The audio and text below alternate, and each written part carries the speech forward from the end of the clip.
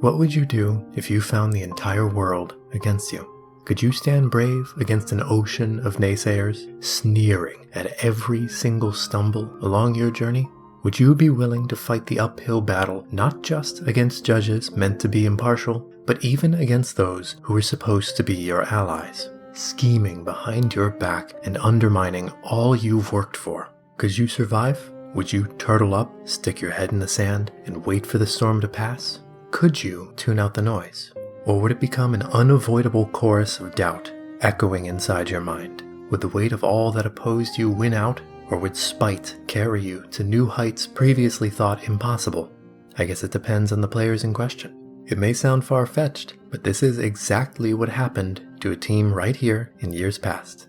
Drama afoot at seemingly every turn, sometimes self-inflicted, but not once did they bow. Through black eyes and bloody noses aplenty, the one thing they utterly refused to do was give up. This is the story of one of the least fortunate, most tenacious, and certainly most controversial team in League Zero history.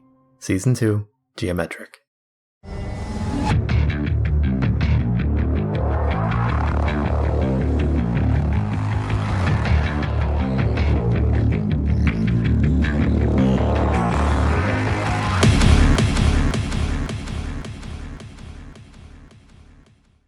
Now, before we get into the nitty-gritty, I want to make it abundantly clear from what angle this story is being told. Obviously, Geometric is controversial. I mean, just look at the runtime of this video. However, in order to keep this season in review about the titular team first and foremost, I opted not to include any interviews from other teams in Season 2 Novice. The main 3 perspectives given will be primarily that of Geometric's players, a little bit from team management, and then a few supplementary pieces of information from League staff. As you'll soon find out, a lot of administrative decisions were made over the course of the season that directly affected the team, and the players themselves didn't always have the full context. If you want a holistic perspective of the Novice division back then, I'd recommend checking out the SiR I made years ago.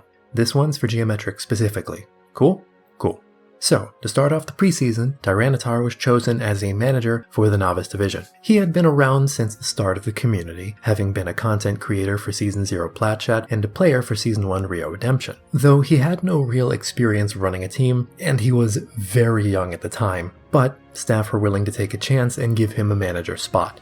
So first of all, I wanted the Rio branding because I didn't really want to create my own branding. So then I realized Rotate, Revolve, whatever, he took it. So it's kind of lost on what I was going to do for there. But designs actually came in clutch. It saved me with the original branding, which he did himself, which was actually awesome. I love that from him. But prior to draft, I kind of just I don't know. Okay, so I got Colby. So I was friends with Colby around the time. I knew he was knew a lot about the game. He was a lot better than me at the game.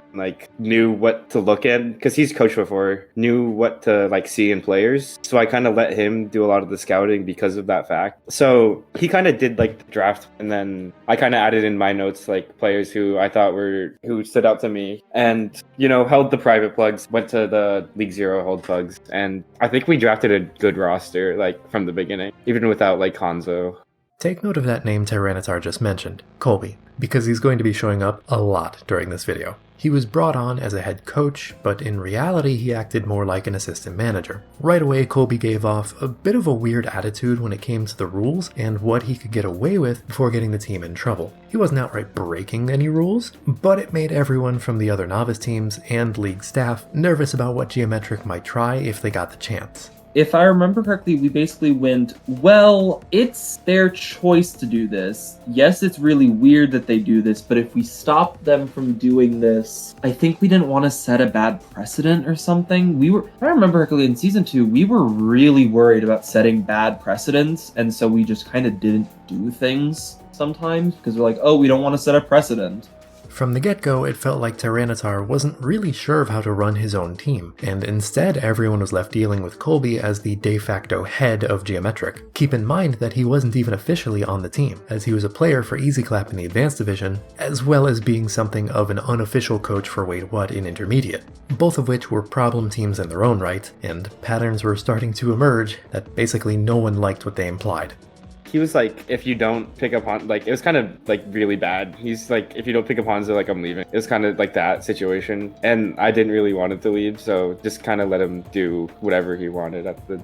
Like, my pickup of Drowsy at the start was, like, it was my first, like, I didn't really know what I was doing as a master, 100%. Like, I didn't know what I was doing. So, like, I knew I wanted to get a captain early, and I, like, didn't really know anyone in novice. So, like, the first pug I show up to, like, he kind of, like, carried his team, like, and was, like, a standout. So, just, like, yeah, you want to be a player, you want to be a captain, you know, that sort of situation. But I think the strategy of, like, seeing it out and then seeing what captain you want, either doing that, like, if you don't know anyone in the league, or having someone you know as your captain is better than what I did. To be fair to Tyranitar, Drowsy was one of the more impressive flex supports for Novice at the time. There were multiple teams that showed interest in picking him up as a captain if Geometric hadn't so early after manager appointments. That was part of the reason why the rest of Novice were so taken aback by his relegation back into the regular player pool. As for the new captain that Colby insisted on, Hattori Hanzo was suspicious, to say the least. She was a relatively quiet main support who played in very few scouting pugs, yet utterly dominated when she did. Multiple clips of her surfaced, going battle mercy and getting team kills, as well as a variety of complaints from the rest of Novice about the legitimacy of her placement in the division. My remembrance is, hey, staff was definitely like, and especially me, I think I was one of the driving forces behind this, honestly, was, hey, I totally agree that this team is suspicious, and I'm watching these people play, and I'm like, hey, these people do not look like to be what their SR is. But at the same time, as administration, we had to be very careful about just banning based on bad vibes. You know what I mean? Because that was pretty much all anyone had was, hey, I'm watching this team and they're way better than they should be. And I'm playing against this team and it feels like I'm playing against a Masters player when they say they're gold. And that's obviously a huge difference. But without like actual chat or text or statistical evidence of this, it felt very difficult for me to pull the trigger and be like, hey, these guys are out of here. Because if we just, from my mind, I was thinking, if we ban these people based on just that it feels wrong, then it really opens a can of worms where, hey, you can actually ban anyone if it just feels like they're better than they should be. And that was a can of worms I definitely did not want to open. Staff were left without enough evidence to ban or force Hattori Hanzo up to a higher division, and frustratingly enough, Tyranitar didn't seem to have any knowledge of what was going on inside of his own team. Skeptical eyes fell on Geometric from all angles in the preseason, and unfortunately, nothing would arise to mitigate those feelings for the time being. Like, I was like really young. I was like in 8th grade, whatever. Like, I was like oblivious. Like, actually, like completely oblivious the whole time. Like, I did not know what was going on. I was kind of just do your thing, Colby. But I showed up to like pubs, and then she was like actually destroying everyone. So it was like, is this player really good, or are they just like actually? I don't know. Couldn't figure it out at the time. Despite the bad vibes, Geometric made it through the draft well enough and made out with one of the higher average SR teams compared to their peers. Of course, there was a mix of emotions for the newfound roster, excitement to play, nervousness for their first real tournament experience. Overall, everything went off without a hitch in those opening moments of Season 2. I remember doing a scrim like in League, and it was like the only scrim we did in League, and we kind of like, I think we domed on them, like we actually like destroyed them. So I was confident. I didn't really like the roster. I felt confident in, right? Because like obviously you feel confident in your players. You think they're gonna be the best. You think you're gonna win. But at the time, obviously like for Hanzo and Stormy. Actually, was Stormy? I don't even know if Stormy was on the team at the time. But Alianos, obviously, I don't know. He did a lot in terms of like doing like kind of the carrying of the team. Hanzo was a flex support. Obviously, she like did a lot, but I saw it more in our like DPS line. And that really stood out to me instead of Hanzo. Like I said, like I literally was oblivious the whole time. We were called the heel for a reason, though for the most part, the people in like the private space were pretty cool, all things considered. Roughly everyone was pretty chill in the team. You did have, I think it was Stormy, I think was her name, the flex support that was like very standout. And then outside of that, it was mainly Forbes acting as like that core that like kept the group fired up in game. My first impressions of the team, to be honest, there was not much impressions to be had. You know, I didn't even go to a pug, dude. before the draft, there were some things that came up where I really couldn't be involved into the community. So I had no opinions on either of the teams. But I decided to contact a couple managers and Tyranitar responded back and stuff. And I was like, oh, that's pretty nice. So I guess my impressions of Geometric were that they were risk takers, you know? As always, a brand new team is going to take a little bit of time to figure out the different personalities and how they fit into the larger dynamic. Regardless of the doubts from those outside, the players of Geometric were really just chilling for the early parts of their season. It was pretty good. I mean, you know, like, it was my first ever experience playing organized Overwatch, so I didn't really have any, like, standard to base it off of, but it seemed pretty normal. Yeah, I mean, like, we just were doing, like, normal scrim stuff, and Colby was there a little bit. He was there a little bit at the beginning. Corbs was, the very few I remember is, like, Corbs, because he's a big personality. Other than that, I just felt like it was a pretty normal team when I first joined. I was trying to find my footing, and other than that, it felt pretty normal. And we were still, like, figuring stuff out, because I initially wanted to play main tank, but then I got stuck on off tank. So that was a pretty big switch for me, I guess, because I was like, oh yeah, like I can play like Ryan and Earth and all this stuff, and they're like, well, you can play Diva, so you're playing that now. And I was like, all right, I guess.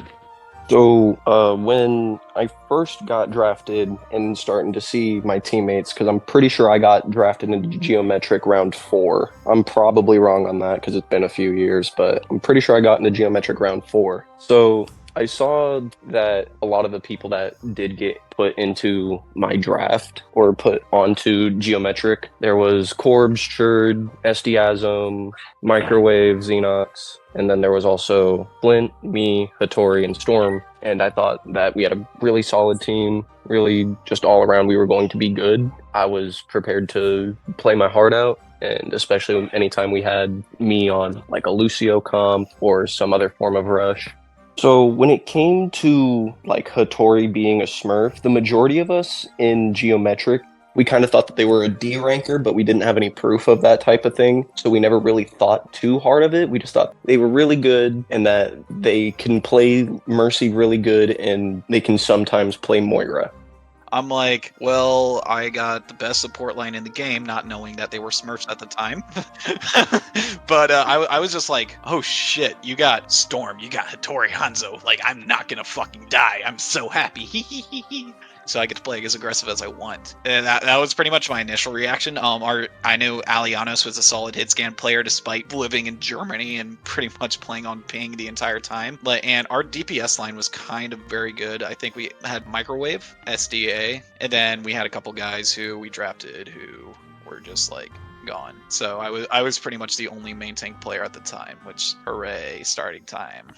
Leading up to the first game, no one really knew what to expect from anyone else. Lots of uncertainty, and for Season 2 Novice, this was the first real tournament for a large majority of the players on all teams. Rumors circulated around about how Geometric's first opponents, Rio Redemption, were playing incredibly well in scrims, but scrim bucks can only get you so far. From what I remember, scrims were going pretty decent, but then again, you know, I was kind of benched through most of the whole time. It's kind of funny. I was like mega benched. They actually told me like, yeah, I think we're just gonna have you be a tracer specialist or something like that. Like, okay. Like, you're pretty good at tracking heroes, but you're not very good at the major hit scans, you know? Confidence was at a reasonable high for Geometric. Their own scrims were going decent, and the mentality seemed to be stable, all things considered. There was a little bit of roster experimentation going on, but for the most part, the players knew the plan. I think everyone roughly was pretty confident, all things considered. We thought they were going to be more difficult, but this was Season 2 Rio, so... I wasn't like, I felt like we've been doing pretty good in scrims, but like I didn't think we were like the best Overwatch team ever. I was more nervous instead of confident, honestly, I guess is a good way to put it, because like it was just the first match like I ever had to play. Now, after dominating Rio, it came time for the post-match interview. The team took a minute to figure out who would be given the honors before ultimately deciding to let Corbs loose on the broadcast. If you caught what any of the others' first impressions were of him, you'll know this could only end well. Corbs! Oh, we're gonna have to get in the production. Yo! Yo, what's up? Wow, that was some nice play I saw there. I mean, like, you liked going behind them a lot, I noticed. Oh yeah, no, I'm a big feeder. I'm proud. Wow, you know, I'm very used to playing with some feeder main tanks. Oh yeah, no, trust me. Once you get out of silver, they go down drastically. And yeah, with Pineapple's maintained play, I can definitely tell he was hard stuck in silver since season 3. Oh, I like that. I like that. That's nice. I like that. Anything else you want to say, especially about their off tank?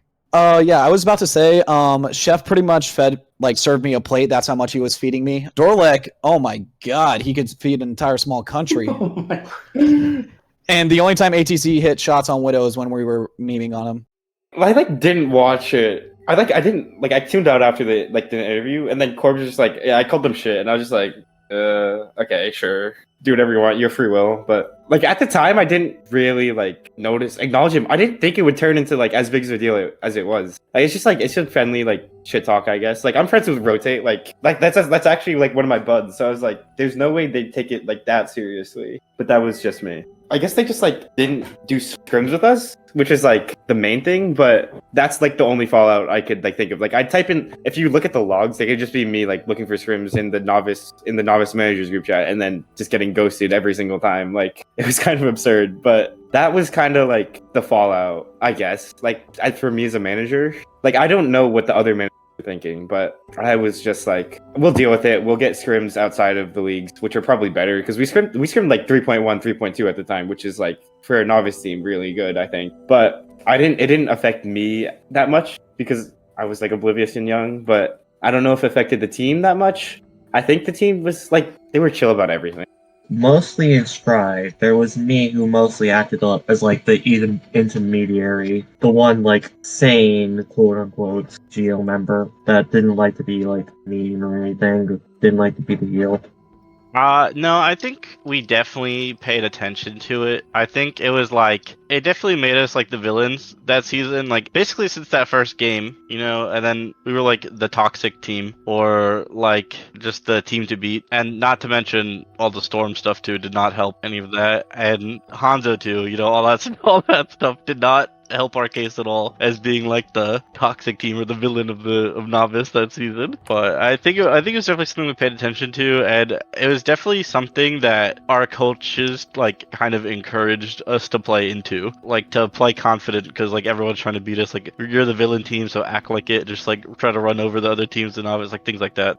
So we initially thought Corbs went way too hard on Rio for as trash talking went, but after the game we were all pretty fueled in dopamine, and so it was in the moment we felt it was necessary, and also we in private we thought it was fucking hilarious because we had planned out if we win we know there's going to be a post match, what should we do, because in the scrims we played we were pretty dominant as most people could tell, and so it was we didn't have much trouble in scrims, so we were yeah, we're probably the best, so we might as well at least try and make sure people know we're the best. And so the whole villain persona came out of Corbs. I mostly just kind of let the villain type of thing go by because during this time I was I'm in the edgy 16, 17-year-old phase of my life where it's I'm perma watching XQC Overwatch streams. I'm constantly fueled by seeing other people tilt because I was a spiteful 16, 17-year-old during that time. And so I thought it was just absolutely hilarious. And knowing that everyone in League Zero's novice division, seeing us as the villain really fueled my drive to make sure that they know I'm better than them. Oh no, I was trying to do friendly banter. Obviously, a little people got their truffles tickled. I don't know what to say, but yeah, no, a couple people were clearly upset by it, and I'm I mean absolutely zero harm. I just wanted it to be friendly banter because after all, this is a friendly league where we shouldn't go after each other even if they play better than you. After week 1, it started becoming very difficult to find scrim partners inside the league, so we pretty much scrimmed out of the league most of the time, which actually kind of worked towards our advantage. Being seen as villains was pretty cool because even though we had a target on our back, it was still kind of cool having that target on our back, having the teams wanting to beat us, because honestly that could have made us better. The reaction to the trash talk was pretty much what you'd expect. Rio didn't seem to care too much, but the rest of Novice, oh boy, did they not take that lying down. This, combined with the uneasy feelings surrounding Hattori Hanzo, landed Geometric squarely as the villains for the season. We didn't really care that much. Like, oh yeah, they're treating us like the villains, whatever. It didn't matter to us that much until playoffs because, it's just competition, you know what I mean? But it really was apparent to us during playoffs that we were hated. It wasn't that obvious to us. From what I remember, we just didn't care. That Colby pretty much got us on that train of like, For the most part, team was able to drown out the noise about the toxicity, but the growing rumble of questions surrounding the smurfing allegations began to grow too loud to ignore. While the players were very inexperienced when it came to organized teams and tournaments, even they were starting to get the lingering feeling that some of their teammates might not belong in the novice division. It was just most suspicious thing was Hanzo getting moved up because they were quote unquote too good. That was weird. That was all right, sure. I don't know. That was just a weird moment. It's why are they too good? I think at the end of the day, we had Storm, and I think we had players that were good enough to win anyway. But I think there's really there's nothing we could do about it because I know a big thing was finding proof that Storm was a Smurf. But what were we supposed to do about it? We couldn't prove that thing because a big thing was that people think it might be Colby, but Colby would coach us and Storm would play kind of thing and stuff like that. It's something we definitely knew about, but it was just kind of well, we can't do anything about it. So for right now, please don't get rid of our player. With Hattori, it was a bit more vocalized. In terms of the Smurf situation, I don't think management brought both of them on knowingly that they were a Smurf, that they just something that happened. After another dominant performance over Hyperflex in Week 2, the majority of the Novice Division had their fears heard, and staff were left with the difficult task of deciding what to do. As Dividing said before, the admins had no concrete evidence of malicious smurfing. However, there was the possibility that Hattori Hanzo might simply be too good for Novice despite her apparent rank. This gave plausible deniability to the need for any bans, though the discussion on whether to move her up to intermediate or not still plagued the staff channels.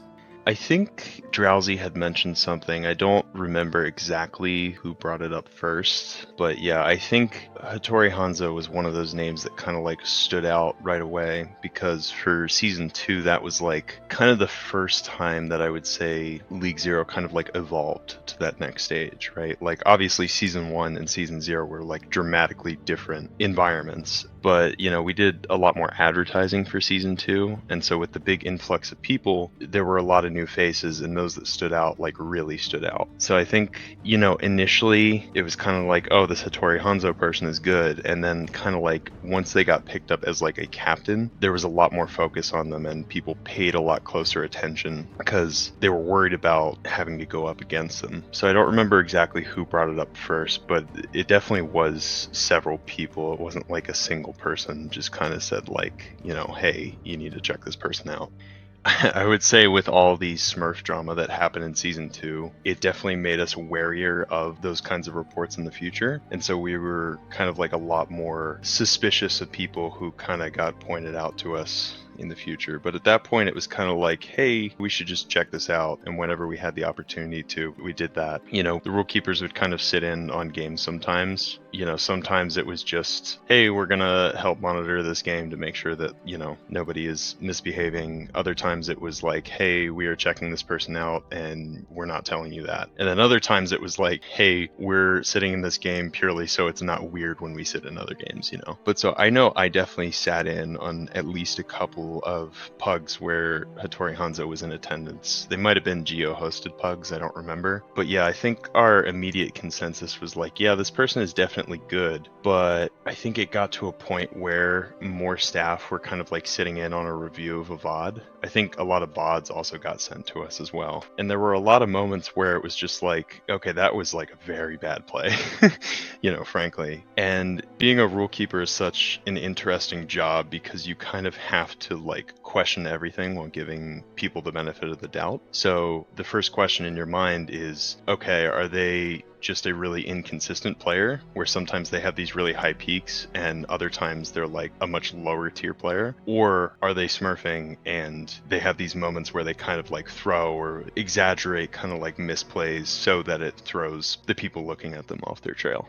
I think our kind of like initial consensus for the preseason and up until we moved Hattori Hanzo up to intermediate was that, you know, we definitely need to keep a close eye on them, but we're just not 100% sure. Like, we don't want to have to force somebody to play in a different league if we're not 100% sure that they need to. We want everybody to have a good time.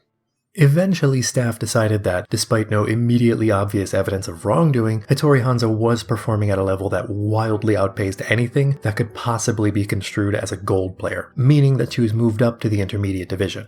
Obviously, losing the best main support in the division hurt the team, but the reaction Geometric gave was mostly reluctant acceptance. They knew there was a good possibility of their captain getting removed from the roster at some point, and they were given the ability to pick up another player from the draft pool to replace her, though to be honest the pick was mostly inconsequential since they had Flintluz sitting on the bench already. I think Colby kept like everything under wraps. Like, actually, like, he kind of kept everything to himself. I'm looking in the announcement channel, and it's just like, as some of you may or may not know, Hanzo's moving up to intermediate. I'm not going to release the reasoning why, and like, just congratulate her for moving on. But that's like, he kept it under wraps like really well, actually. Didn't really tell me that much either. He was just like, yeah, she's getting moved up. We're just gonna have to deal with it. We'll pick a new captain. We'll get a new main support, and we'll win, I guess. In all seriousness, though, we felt fine. Flintluz was perfect for us as well. And then Storms transitioned over to off tank, which I found odd. And then we put Alu into the starting lineup, even though I thought Cherd and I were fine. Corbs was brought in to fill the now vacant captain spot, and the roster was shifted around slightly. Nothing major by this point, but some light swaps were made while they still had some time before facing the other top teams in their division.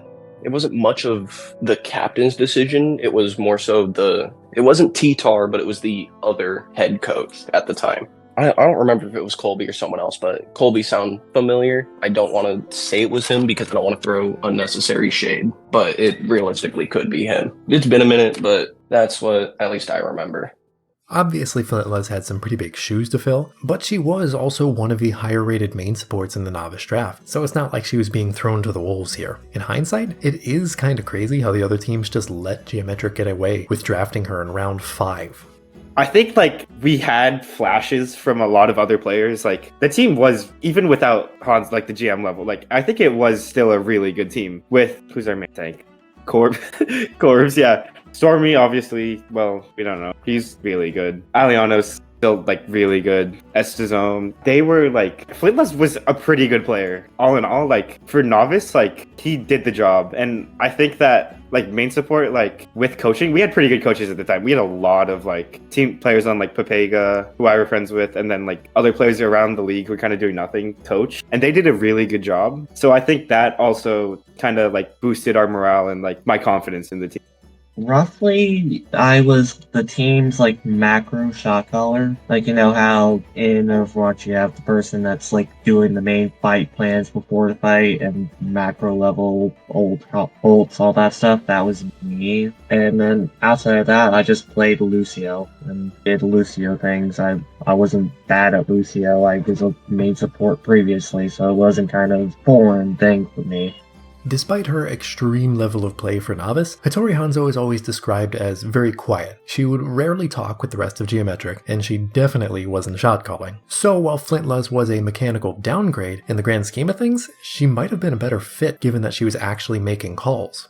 And while there was, of course, an adjustment period, Week 3 was a good match to do it. Platchat was struggling pretty hard by this point in their season, so they were easy pickings for one of the frontrunners like Geometric. A free win for sure, but more importantly a good morale boost. Yeah, I would say that, like, they were really good, but, like, even, like, without that, we were still able to beat another novice team, and, like, 3-0 is pretty good. You know, who are we to complain that we lost that player if we still had things, like, going well for us? Now, while we spent all this time talking about Novice's concerns about Hattori Hanzo potentially being a smurf, she wasn't the only cause for concern when it came to Geometric. You may have caught a few people talking about it in some of the interview clips so far, but their flex support, Stormy, also drew suspicion, albeit to a lesser extent than Hattori. While league staff were unsure of how to handle the first set of allegations, Stormy would really throw them for a loop. He was also a very quiet player who sometimes overperformed, though these pop-off moments happened significantly less than they did with Hattori. What's more is that Stormy seemed to be friends with his former captain prior to the start of the season. Circumstantial issues at best, which would become a recurring theme.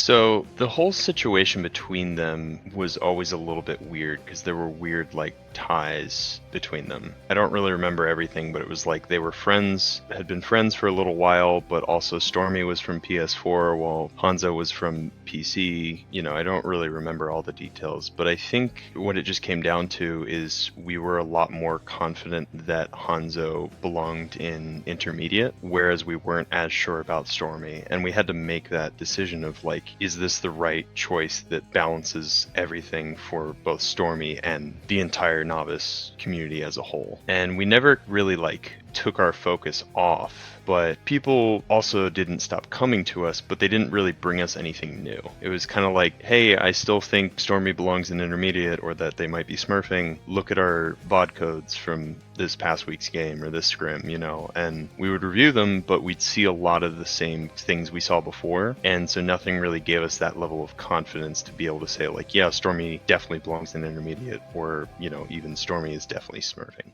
With the perpetual smurfing allegations pinned off to the side until further evidence could either prosecute or exonerate yet another Geometric support player, the team buckled down to prepare themselves for the most hyped match of the season so far, Wisdom Academy. For those of you who haven't had the fortune of being acquainted to the Marsupial gaming crew, Wisdom Academy had a lot of resources since the preseason. While their players were all newbies just the same as Geometric, they were given a small army of coaches and a lot of attention to grow as players. This strategy worked wonders, and they were breezing past everyone to claim the only other perfect record in Novice after 3 weeks. If anyone was going to bring it to Geometric, it was going to be Wisdom. From this, I think like I felt we were kind of like burnt out a little, and like our team like it was really, really scuffed. Like it was hard to get players on the majority of the time and like play together that much as a team. But when we did also, like it would be like, I think I scrimmed also like too high this week. Like I think like our week of scrims was really not good. And so that's kind of like all of that added together, plus Wisdom being a really good team, like added to this culmination, just like getting smacked. But we still had hope, like we were still 3-1, right? Like that's really good. Second best team in the league, like handedly, I think. So we still had hope, and like it was kind of like a reset moment, and we added more coaches. We added 4 at that time, I think. So it was a look at the team, reset, and then let's go try again. I mean, honestly, I would probably say we were overconfident considering we were 3-0, and we were like, we got this, it's fine. Like you're gonna run them over. That because we had run other people over, we're like, no, it'll be easy. And then we're like, wait a minute, these guys are actually good. Like, what happened? Yeah, so kind of like with that villain role thing, we were just like, yeah, like they hate us because they ain't us kind of deal, like, you know. The game was a stomp, and not in Geometric's favor. 3-0, in and out, goodbye, good night. Geometric themselves took the loss reasonably well. I mean, they didn't self-destruct, so there's that. But at the same time, playing the villain for 3 weeks straight definitely ensured they were in for a world of hurt when that first loss finally came knocking. We pretty much just ignored it and huddled up. There was like Orbs who decided to like talk counter smack, but for the most of us, we just kind of huddled up. Just losing to Wisdom. I was okay with the trash talk because, like, again, I don't really care about banter. It's a friendly league. We're all here to do the same thing and improve. But losing sucks, and especially to a team that pretty much if you beat, it would solidify your number 1 position. There's a few different reasons as to why Geometric fell so hard against Wisdom, and as we've already discussed, their opponents were supremely well prepared, though Tyranitar brought up an interesting point that I hadn't heard from anyone else during the interview process. Yeah, like, I'm looking at my announcements, and it's like, did I even, like, schedule scrims? Like, I wanted to, like, I tried to, but, like, I'd ping every day and be like, nope. We'd have, like, 4 thumbs ups and, like, 7 thumbs downs. Be like I'm trying my best here, guys. Like, I don't know. And it's kind of bad because like we had players that were like perma-active, but some were like Aliano's like, I don't understand how we like played every day. Getting up at 2 a.m. is like, I don't know. The lack of proper practice, as well as a short blurb Alianos gave me through text, seems to paint a fairly complete picture of what happened. Geometric's players felt supremely confident, having not dropped a match after nearly a month of playing together. This bred some amount of complacency. Of course they were going to beat Wisdom. Why wouldn't they? No one got close to testing them thus far. This lack of challenge led Geometric to get almost halfway through the season without a ton of team building. They were relying very heavily on raw mechanics. It's almost poetic that Wisdom was just about the polar opposite. Unfortunately for Geo, they weren't given any time to rest, because their next opponents were another top contender, and arguably their biggest rivals in the entire division, One Trick Wonders. What transpired was a grueling Map 5 series where OTW eked out the win by the skin of their teeth. There was some more vitriol thrown Geometric's way, however the band-aid was already ripped off the week before, so things calmed down much faster this time.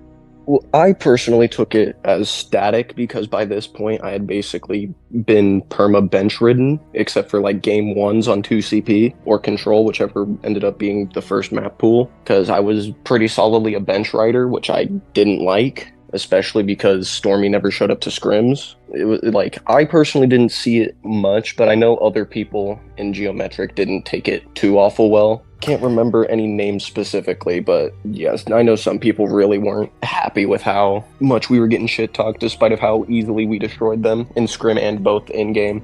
We felt really beaten about it, but we also accepted at the same time that we did put on the best showing we could. And especially knowing that OTW was really good, it's like we couldn't beat ourselves too much about it, but because it was such a close loss, we were reeling from it for a little bit.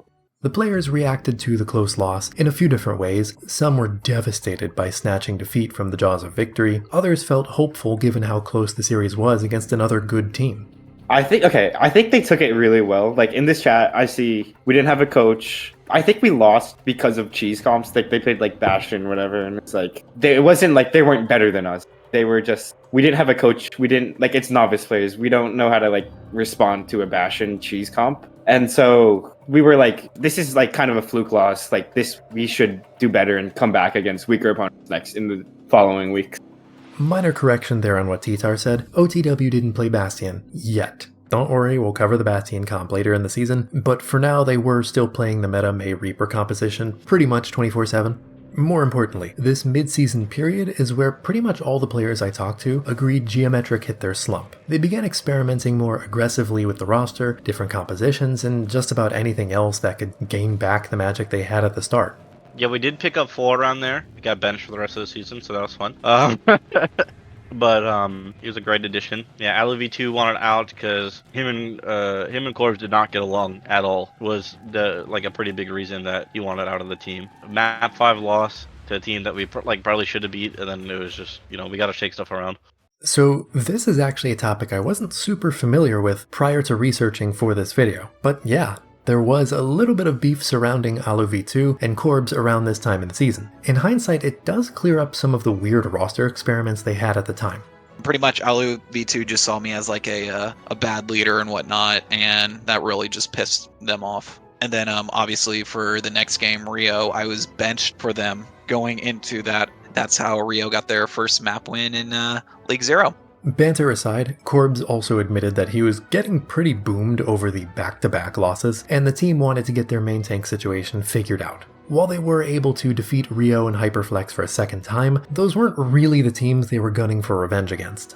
So, to get me on main tank, I basically, this is when I started personally trying to get off of Geometric because I got tired of Corbs. And I don't mean to say that in a bad way now, because looking back on it, I've grown as a person. I shouldn't have been so vehemently angry towards Corbs, but I was, once again, the edgy 16, 17-year-old that I was. It was I wanted to get away from Corbs specifically, and if it meant I had to leave Geometric, so be it. Because during this week, the week prior, I had just scrimmed with Rio because I was planning on just going over there. Because I was going to quit Geo, hold the 2-week penalty of quitting Geo, and then get signed on to Rio and hopefully turn them around. Talked it over some with Alianos, because Alianos was starting to get promoted through Geometric to be team captain, whatnot. So I'm talking with him, and Alianos just tells me, bro, as good of a player as you are, you probably shouldn't go to Rio because otherwise you're going to be forever known on the winless season. Even then, Alianos was predicting the winless season. So I took that to heart, and I was like, yeah, you know what? Fair enough. I took the sub in on main tank to hopefully just outperform Corbs, in game, so that way I can take over. And then if I had taken over,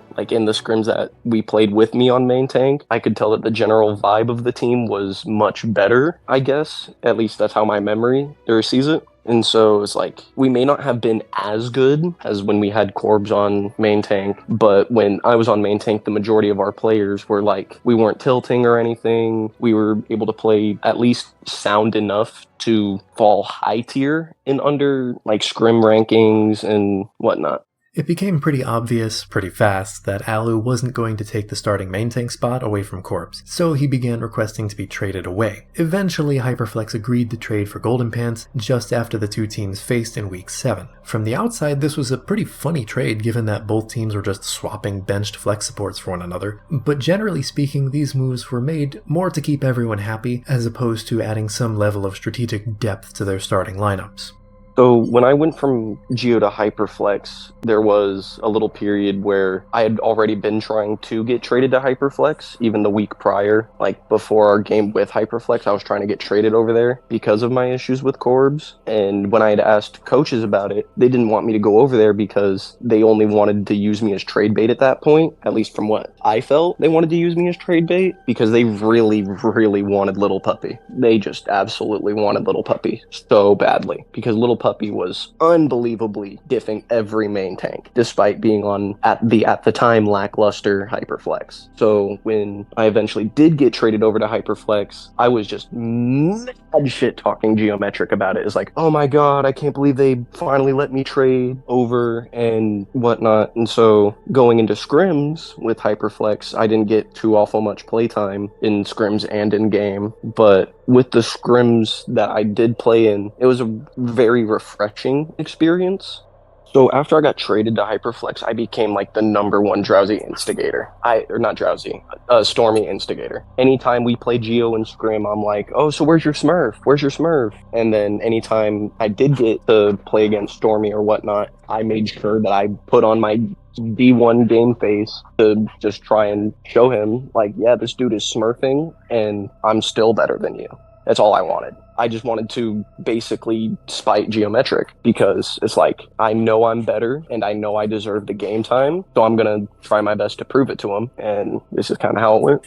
Geometric, I didn't really know much about Geometric when I was still on Hyperflex. After I took a hard loss early on in the season against Plat Chat, I believe it was, I started like pulling away from Hyperflex. And the only thing that I knew throughout the season, after I started pulling away, was that the most toxic team in the league was Geometric. And I was like, shit, I'm being traded here. I was just a bit annoyed because I'm like, I don't want to be on toxic team. This just is not the vibe I'm going for. But I somehow managed to secure a spot specifically working with Flint as the other support. I knew quite a few people on the team, specifically the coaches, Colby, Copydog, Kizgo, and Great Cub. I also knew Tyranitar a bit from a different time, so I was surprised that the team was not actually as toxic as I expected. On top of the Hyperflex trade, a few other things happened around this time. For one, Corbs decided it would be best if he stepped down as captain to just focus on playing the game. This left Alianos to step in as the third captain in Geometric's lineage. While he is from Germany, at the time, the Hitscan player was also basically living in the same time frame as someone from North America, so he was, ironically, one of the most active and responsive captains in the entirety of Novice that season. The last major change Geometric made around this time was picking up Silent Sword as a main tank. He was an undrafted player who participated in a few smaller community tournaments like Snowball Cup and the Tournament of Kings Row, so at the bare minimum he knew how organized team play was supposed to work. I was warned about Corbs and how he was. I never had a problem with Corbs. Me and Corbs were always chill. We were friends for like a little bit afterwards, after the season ended. And then there was Churd, who was the off tank I spent probably the most time with on the team. We queued ranks so much during that season. And right when I joined, he was very friendly. I think he was one of the first people to welcome me to the team. So those were like kind of the two standout players outside of the ones I knew. Pretty much immediately, Silent Sword earned his place as the starting main tank, and Corb seemed happy enough to take the bench if it meant that the team could win more games. For sure. And it wasn't always that way, Corbs was a very good eater as well. It's just, I guess, all the toxic... I wanted to say that it didn't get to us, but I think it did get to some of us, and Corbs was one of those people that it got to. Silent Sword brought a certain amount of level-headedness to the main tank spot, while also managing to hype up the rest of the team and keep them focused on the main goal, winning. I could go more in depth, but I think their testimonies speak for their new leader more than I ever could. I think Silent Sword played in like Snowball or Flux or whatever. I don't know the other Toker, one of the other leagues, and he was playing with like Diamond players, like Plat Diamond players, and holding his own. So we were just like, this guy's really good. If he's a novice, like we have to pick him up and we have to play him because he's just better than everyone else in the league. So that's kind of like our feeling throughout why we started him. Immediately his impact was known. From what I recall, Silent Sword and I were like, I think I was the one who mentioned Silent Sword. I could be wrong about that. Him and I were like decent buddies, and he did participate in, I think he participated in the novice scrims, just kind of didn't get picked up. He didn't really participate, but he like did the Rex. But he's an amazing guy. All the praise that the other teammates sang about them, it rings true here. I think we definitely retracted that villain role. Corpse is a big part of that. He was like very involved in the community and like trash talking and stuff. So Silent Sword coming in like late in the season, not really being involved with that was a pretty big shift of like us just kind of putting our nose to the grindstone for a bit. Like Golden Pants getting in there was also like Alu wasn't ever part of that, but you know, Alu leaving the team, Golden Pants getting there, just shaking up some of the like roster kind of helped like change our mindset or really just like focus on trying to make that new roster work.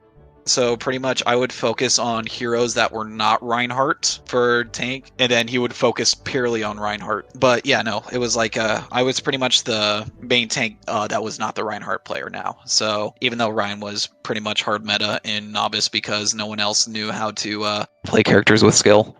Just look at the results. Even though, yeah, sure, there were some growing pains, especially when he slept in against Wisdom for the second time. I'm not even kidding. I was supposed to be on main support that week, but guess not. So we were pinging him, trying to wake him up. Of course, joining any new team midway through the season is going to come with unique challenges compared to being drafted, even more so when that team is geometric. There's a lot of baggage that goes along with joining the, quote, villains of Novice. So I didn't know about it before joining, but when I joined, I saw it. At the beginning, I was like, oh, I'll play into the villain then, because, you know, I like playing like into certain situations. Even though I'm a pretty chill person, I don't like to cause problems, so I was not really shit-talking anyone, really. But, like, I wasn't going to be, like, very nice to everyone right away. But later on that it went on, probably, like, right before, like, the OTW game, I think, was when I was like, okay, the villain role is not good for the whole team, and we need to stop it. It didn't come from any one team. There was definitely teams that, you know, hated Geometric more, understandably. But I think the only team that didn't truly, like, despise Geo was Hyperflex. And, like, Rio was pretty chill, but that's just because Rio was just trying to, you know, be Rio and try to get their first win. Outside of that, it was just, like, the top teams didn't like Geometric for understandable reasons, because there was the Hattori Hanzo Storm situation. There was Corbs being just a jerk to everyone. It made sense. But most of the time, Geometric just kind of, outside of Corbs, just kind of stayed in their own little bubble. And if, like, people want to interact with us, we would interact with them. But if, like, they just want to start shit, we just kind of stayed in our bubble. We already covered how Silent Sword clicked pretty well with the rest of the starting lineup. However, there was, of course, an adjustment period to properly get into the swing of things. The rematch against Platchat was their first match with the new main tank, and as it turns out, this was not going to be as much of a free win as it was back in Week 3. Platchat had transformed quite a bit during the mid-season signing window, and they were beginning to hit a hot streak of their own. Given the circumstances, it's hard to say just how good Platchat had become, but Geometric had essentially chalked this matchup as a loss from the start. They didn't care as much about the outcome, as much as getting out of their rut in time for the upcoming grudge matches versus Wisdom and OTW. That one felt more winnable to me. And the first time we played versus Wisdom, you know? I wasn't there. So it kind of felt, it's like if you get cut and you don't have a band-aid and you just have to watch yourself peed out. It felt terrible. But the second time around, I was there and I could do something, so it felt more winnable for me. And I'm pretty sure I went in as tank that game at one point, which is crazy. I felt it was winnable. We just didn't win. The Wisdom rematch didn't go their way once again, though Geometric did manage to steal a map away before going down. Not too shabby considering Silent Sword slept through the game. Makes you wonder how close it could have been, but there's no point in getting hung up on what-ifs. I'm still upset by the Wisdom game. I slept through the Wisdom game. Yeah, that's why I wasn't playing it. I played in the final map. I slept through the other two maps because I was so tired. I fell asleep and I woke up late. I was like, shit. But yeah, we really wanted to beat Wisdom there to not give them their first win or like their you know, give them their perfect season. We want to stop that. I slept through it, and then I think in that final map we played really well. When I was there, I thought we played really well, but it's just Wisdom was really good. Even if you took out what Time did in that game, because but even if you took out what he did, I still think they probably would have won that game because Wisdom played amazingly. They played two of their strong suits with that bans that happened that week, and they just shoved it into us. OTW we wanted to beat because of their comp. It sucks that on that week we didn't have Reinhardt, because I remember that, because I was like, oh, we'll just run Ryan into them. We'll just run them down. We legit had to swap our whole plan to Orisa run it down. But yeah, both of those teams we were like, we really want to beat so we can get a higher standing and not be lower down. And just because they were counted as the best teams in Novice at the time, we were like, we're going to beat that. We're going to win this. We're gonna show them that the villains in the redemption arc are going to be doing what we can do to prove that we deserve to be the winners. We deserve to be in the playoffs. We deserve to beat every other team. So the team mentality was we scrimmed just as hard. We only scrimmed against teams that we told beforehand, hey, could you run this specific comp? And if I remember, it was nicknamed OTW comp, which was Orisa Sig, Bastion, Pharmacy, BAP. But they ran that comp every single time in scrims. It led to us a lot of teams not really wanting to scrim them because of the fact that's all they ever did was run that one specific team comp. And it made it so annoying to scrim against them. It was just cheese. And it pissed a lot of people off on our team because we played what we believe to be normal non-cheese comps. And then a team that has the same exact record as us is just running Bastion, Mercy, lol. Okay, time to talk Bastion. In the later portions of Season 2, for some godforsaken reason, One Trick Wonders decided to force the walking turret into every single situation possible. They started to fall behind when it came to the regular meta, and the coaches on OTW figured novice teams wouldn't be able to counter it. To an extent, they were right, because OTW stayed as one of the top teams throughout the remainder of the season. But at the same time, they were also wrong, because it ended up kneecapping them when Bastion actually did get countered. As Golden Pants mentioned there, most teams in League didn't want to scrim One Trick purely because they wouldn't play meta. And here's some insider info for you from the staff chats back in Season 2. We actually got approached by a few teams and organizations outside of the community about one of our teams, quote, trolling in the scrims and refusing to swap off their cheese cobs. I'll give you one guess as to who that was. Funny story aside, the One Trick rematch was another 5-map banger, except this time Geometric managed to squeeze out the win. After a few weeks of turbulent results and a lot of uncertainty, Geo was ecstatic to finally be putting up good performances again. For me, I didn't realize the criticism that much. I was just it's OTW. They're a pretty good team. They're above us. If we beat them, we'll be pretty good getting in. So for me, it was just another game. That was if we win, our momentum's there. We'll be happy. If we have we'll continue to improve and we can ride the wave for playoffs, I guess. That was a pretty big turnaround for us. It felt like we kind of got our footing. That it was okay, we're back. We're getting into playoffs, and we're starting off in a win. We can maybe keep some momentum going to get into into playoff, and keep a streak going, see how far we can get. Geometric made it through the regular season with a 6-4 record, which technically tied them with OTW in terms of win-loss. However, the latter had a much better map differential, so Geometric were stuck in 3rd place. This was somewhat significant because the top 2 teams were given a bye straight to the semifinals, though Geometric's opponents in the quarterfinals were the winless Rio Redemption. We were prepping for every team, so in the weeks we had, I don't know how much time it was, we were prepping for every team in case we had to fight any other team. We played against Rio and Hyperflex probably the most in our script times, outside of just outside opponents, but in league opponents, we played against probably those two a decent amount. When we got into that game, and even beforehand, I had to everyone was getting, including me for instance, but everyone was keep on getting too hyped, oh yeah, we got this. Me and a lot of other people had to keep on reminding people, hey, we can still lose this. It's Rio. They're not a bad team. They're just kind of falling a little bit short on all of these games. We can't let them bring it back. So we had to prepare for them, because if you don't prepare for a team, that's when they get you. A cautious mentality going against Rio in the quarterfinals was the smart move, even if it ended up being unnecessary in the grand scheme of things. Even with a main tank of their own who ended up being a diamond smurf, Rio hit about as hard as a wet noodle when push came to shove. Yeah, it was just it's Rio. We're not gonna try that hard this week. as a manager, I was like, if we scrim like 2-3 times or like 1-2 times to stay like active or whatever, like we'll be fine in going into this game. And then after, I remember like our Discord kind of merged, and then like the people on Rio who like Revolve were close with kind of just like joined our team chat and such. And it was just like kind of boosted our morale, made the environment not as isolating, and was like pretty good for us, I'd say. And they give us like some inside info on like OTW or whatever too, like scouting like that. We were more focused on the semifinals because honestly, Rio had a lot of scrim books against us, but we beat them every time we played them in a match. They played well in scrims all the times, but I don't know what happened like match-wise that they just couldn't make it work. I don't think we were too worried about it. We were definitely mainly focused on trying to get to OTW and maybe probably get to finals because at that point, like those Wisdom games, and especially like, you know, talk about for the finals, but like quite the long-standing rivalry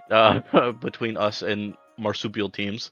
Despite Curb stomping them out of the season for good, Rio was arguably the one team that didn't vilify Geometric. Likely due to Tyranitar and Drift being former teammates on Season 1 Rio, they were the one team you could say was actually friendly to Geo despite all the drama. We were close with Rio, but I don't know if it was highlighted about like how we were focused on OTW over Rio, but we really were just focusing on that Rio quarter. So, with the newfound power of friendship, Geometric ended out their season with no more drama whatsoever, and they all lived happily ever after. The end. Good night. What? Semifinals? I don't know what you're talking about. I mean, do we really have to? We could just end it here. They'd be none the wiser. No? Alright. When it comes to Season 2, we have a rule not to talk about it. However, for the sake of this video, and to be as complete as possible, this will be the one and only time we talk about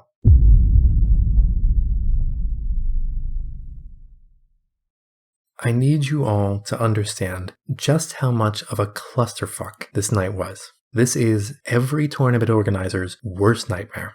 And I think instead of rambling on forever, I'm going to let the players do that. I asked every single one of them the exact same question. What the hell happened? Let's take it map by map. I think that's the only right way to do it. I think it was Lijiang first. The first map was relatively normal. I think what happened was OTW won the first map. We were kind of like getting a bit annoyed because there was a bit of trash talk going around. And then the second map was where the first disconnect happened. We kept the first map's like track record and we just played the other two maps, right? And then King's Row. So we started on the attack. We didn't get to the end. Like, we got, like, within 2 meters to the end, but we didn't, like, complete the map. So it was like, their offense was our last, like, chance, really. They steamrolled through first and second point. They had 5 minutes on the time bank. And the game went by. 4 minutes left. We won the fight. 3 minutes left. We won the fight. 2 minutes, crash. And there was like this giant ass discord over who the fuck was going to win that fight. Because it was going like, oh, we had the man advantage. Oh, but like Flintless had beat. We were going to beat there. All kinds of shit show about who would win that fight. But that wasn't even the part that mattered. What mattered was, due to the disconnects, we were already running like, I think it was an hour and a half, 2 hours into that match. So we were like, okay, guess we gotta do this next time. And then OTW was like, our players are starting to get tired and all that stuff. We agreed on both ends to do it tomorrow. I think first 2 maps went fine. King's Row is when like we like almost capped or whatever, and then we had to restart, right? And so we were just like, are we gonna play? Are we gonna keep playing with this? Is this how our season's gonna end? And then we knew before that Stormy was gonna have to like leave whatever early. So we were like, okay, this is kind of like fucked. Like if we lose and like if our best player doesn't get to play like or the last 4 maps because of this glitch, it's just like, okay, why? Like there's no way like our season ends like that.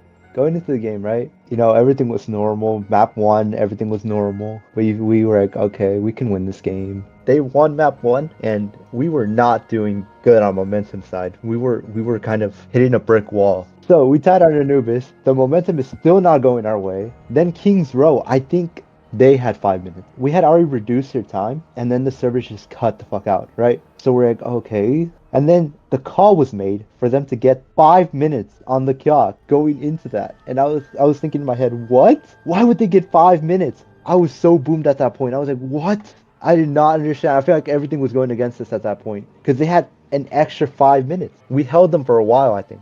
But point being is, we got through that. We actually held them for the 5 minutes, and we won that map.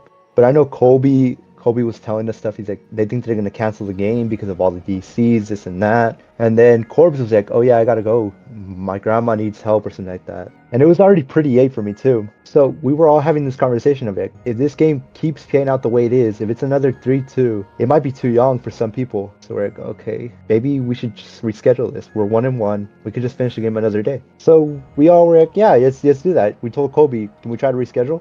I don't know, okay? I was like on the bench. I had no idea what's going on. Okay, the big events that I remember that were really, like, it was a pretty standard match up until King's Row. King's Row is where everything went wrong, because the server kept crashing. We tried to settle on some sort of, like, thing where they would, like, push to third, and then we'd wait till when the clock stopped to start playing again, but that didn't end up happening. And then, OTW were our biggest haters back then. And then I just kind of turned into, like, us trying to figure it out. It got a bit heated. And apparently, like, as far as I know, everyone just started yelling at Tyranitar about it for some reason. Server closed due to unexpected error. Server closed due to unexpected error. Server closed due to unexpected error. We were just upset the servers were crashing. We pretty much talked it out with OTW, like, hey, can we push the game back a little bit, like, to tomorrow, so that way the small indie company can actually fix their servers. Turns out they said yes at first, and then they changed their mind without consulting us. When they made Tyranitar cry, it was over for them, straight up. For some reason, after that game, when it was already postponed, all of OTW was still sitting there, and every one of my team members got off, and I was still sitting there. I don't know why I was still sitting there. It was just like, I felt something. I was like, I don't really want to leave. So I just sat there for the next bit, and Tyranitar comes back saying, we're continuing the game. They have forced our hand into playing the game. We're forfeiting. Now, you know how I mentioned Silent Sword really showing into his own, lighting a fire under us? This was his moment. Now, one thing you should know about Silent Sword, he is incredibly chill. Like, you have to work hard to get him pissed off. Now, OTW pissed Silent Sword off. He was livid. He was livid at all of it. Livid at the decision to bring us all back into a scuffed-ass roster. Livid at the fact that y'all essentially decided to make us replay the entire third point with a restarted match bank. So we ended up playing like 8 minutes total of round of third point King's Row. We held it for 8 minutes. And a lot of that has to do with Silent Sword just straight up not giving a fuck anymore. He was just not giving any respect to the enemy team and just throwing shatters left and right that map. We won that map. Then we had to play the most random lineup we could get at the time because that's all we could get back. Well, I was like screaming because I was mad that like we had to bring back people back that legit had to go do things. So I was like very angry. So like it was very obvious in that final game, like final map, where I was just like one of my favorite line, and a line that keeps getting said to me even by like my close friends, is herping Yoshi is a better main tank than you. After that point, we were just running high on emotions, trying to like show them that like it was not a smart decision. You should have just waited for that extra minute to bring us back. That's all I remember from that game.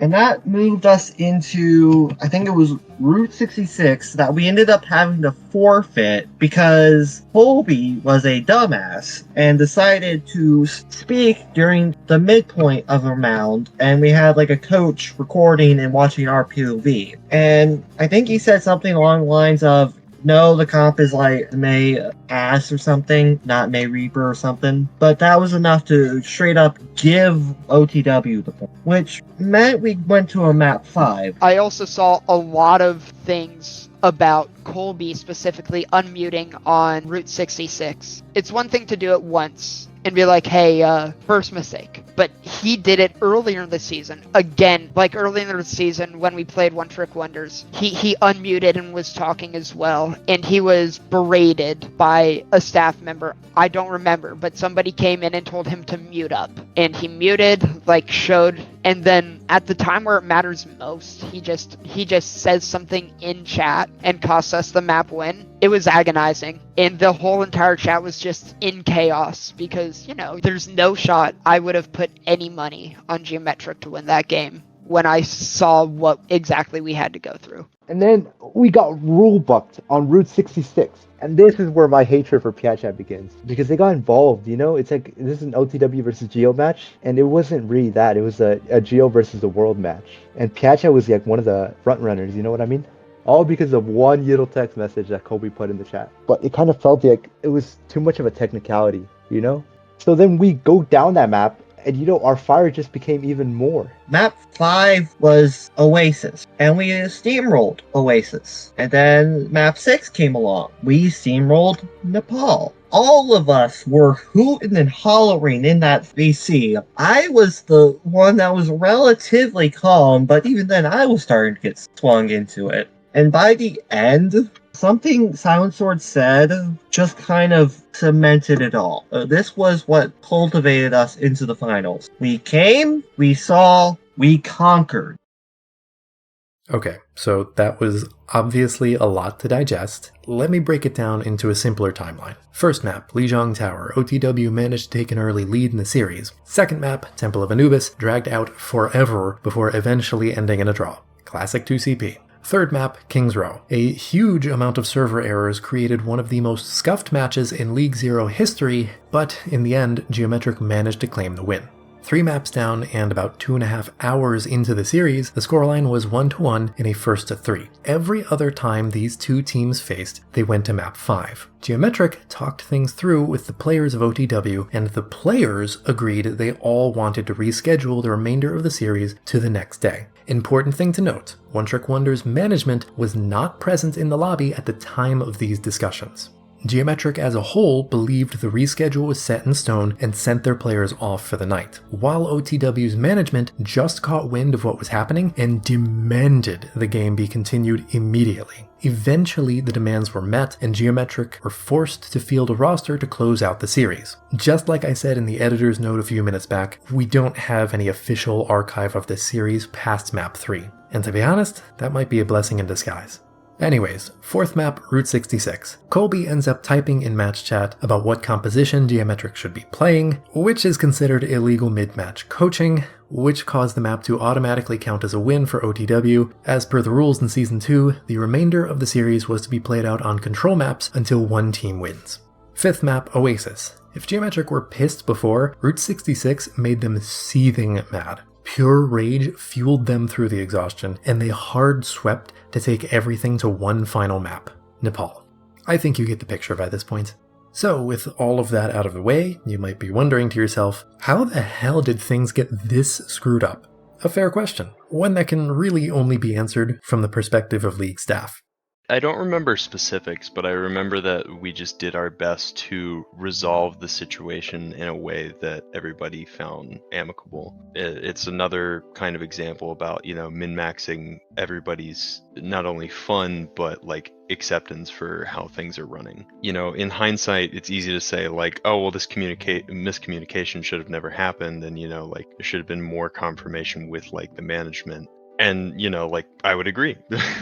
But once you find that yourself in that situation, you want to get both sides' input for what would be the most amicable. You don't want to just say like, oh, well, you agreed to reschedule and you should have been more vocal that like you weren't rescheduling. And you don't want to be like, oh, well, yeah, you agreed to play today. It is one of those situations that causes additions to the rulebook. And honestly, I'm surprised we didn't add some kind of section that says like, if a game goes past X amount of time, it can optionally be rescheduled. At least as from what I remember, we didn't add that. But yeah, I think there was that issue of like One Trick wanted to play then and said we didn't actually agree to a reschedule, and Geo's like, well, we already told our people they were free to go and we don't have anybody here. And obviously you don't want like a finals match to just be given by like default or forfeit. That sucks. So I don't remember exactly how we got there, but we agreed that it would continue on that night, and I think Geo managed to get enough people. Yeah, and they still won, which I think speaks to their power as a team that season, Smurfs or not.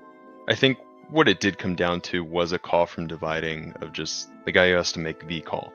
Because I think what it came down to is, like, at the end of the day, staff weren't really sure what to do either. And it came down to two things. One was just like everyone saying, like, well, I'm not sure what to do. Who's in charge of me? Oh, Dividing. What do you think? And I think his decision was just to play out the match. And I think part of his decision to do that was the other thing, which was the rulebook. The rulebook, like I mentioned, didn't have a specific clause for rescheduling the second half of a match at a later date. And I think we ended up just going by the rulebook because, One Trick's management had never agreed to reschedule. It was kind of like a non-confirmed verbal agreement by, some players. And because of that, that's what we ended up doing. I was definitely directly involved in the decision making that happened in that game. I don't remember if I was casting or streaming or if I was just like the person that was online at the time. I honestly don't remember. But I definitely remember I was pretty actively involved in trying to figure out the best possible thing. Like already, like Geometric, like Kings Row had to get reset, and they felt like they had been slighted by the resolution that was come to. And again, One Trick Wonders OTW was like the team that was the most actively and like had the most animosity towards Geometric because of their smurfing. But I also believe that most of the Geometric team did not believe so, and also us as staff had like shot down like, hey, we don't have proof so many times that at that moment it was like, oh my gosh, give it a rest. You know what I mean? But that was kind of the emotional state at that point, was just like, oh my gosh, will you shut up about this? Here's my memory, and I'll maybe it contradicts what other people say, but here's my memory of what happened. My memory is that Geometric had so many people leave that they said, we don't have enough people to stay anymore. We have to leave. This game is going too long. Can we reschedule? One Trick Wonders had a couple of people who had time issues as well, but I do think the management of One Trick Wonders in particular was like, hey, we still have enough people to play. We want to play. Well, very specifically being like telling staff like, we do not consent to a reschedule. We want to play now. And I don't know. And it probably, they definitely did not have enough the players to like play optimally, but they had 6 players in the server, and that's what they were doing. They were just sitting in the server. All of Geometric had left, and One Trick Wonders sat in that server for, I want to say, like 90 minutes saying, we refuse to reschedule. We are going to play now. And according to the rules, if Geometric cannot play right now, they are disqualified. And that was, I think, the rock in a hard place. Because I, obviously, as staff, wanted to be like, hey, if Geometric has IRL things, go ahead. If One Trick Wonders is absolutely refusing to, though, then the rules do technically state that if you don't have enough players to play, then you just lose. Minor correction on Dividing there. It was only about 45 minutes between the call to reschedule and the official call to continue. But the sentiment pretty much remains unchanged. Geometric left the lobby for the first time around 10:30 p.m. Eastern, and everyone was forced back into the lobby right around 11:15. Once One Trick's management learned of the supposed reschedule, they joined the team management voice chat alongside every other novice team besides Geometric to petition staff to continue the series immediately. Though, to be fair, Rio was advocating in favor of Geo, and from what I've heard, Hyperflex kept a pretty neutral stance. OTW, Wisdom, and Platchat for sure were all very much against Geometric in this case. And I don't want that to sound like they're suddenly the villains here, though I'm sure they came off that way to Geometric. Technically speaking, they were just going by the rules. I kind of remember, I think it was someone on Geo, I don't remember who, basically went, well, actually, we think we should win because their player can't continue. So the servers are back, so we want to play now. And the fact that their player can't continue isn't our issue. Like, you should set it up so that you can play because it's possible that this game would have gone past 11 no matter what. They basically chose that moment to try and make a full rise against the staff of being like, hey, Geometric, we feel, has been unacceptable, and they should be disqualified. While not every captain and manager was actively advocating for it and like saying anything in chat. I do remember a majority of the novice managers and captains were in chat and were like, you know, by doing that, kind of offering their approval of what was being said. No, I think it was everyone except Geometric in that chat, and maybe one other team, like maybe. Oh man, I don't remember who. There was one other team that wasn't actively participating. But a majority of them, yeah, I don't think anyone from Geometric was there. It was a majority of the staff from the other novice teams, except for one other team, that was in that chat all at once, basically saying we think Geometric should be disqualified. My take was Tyranitar has been one of the more dedicated and active people in League Zero for a long time. And I know that Tyranitar was not aware of any wrongdoing that was being done by Geometric at the time, and was just trying his best to run this team the best that he could. And basically every other novice team came out together in, and you know, like this had kind of been the feeling that Geometric had had a lot for a long time, where it was like, it's us versus the world, everyone hates us as a team. But that day was like when it was really, really obvious, like literally, like, they sat there and watched most of the other novice teams advocate against them for this game.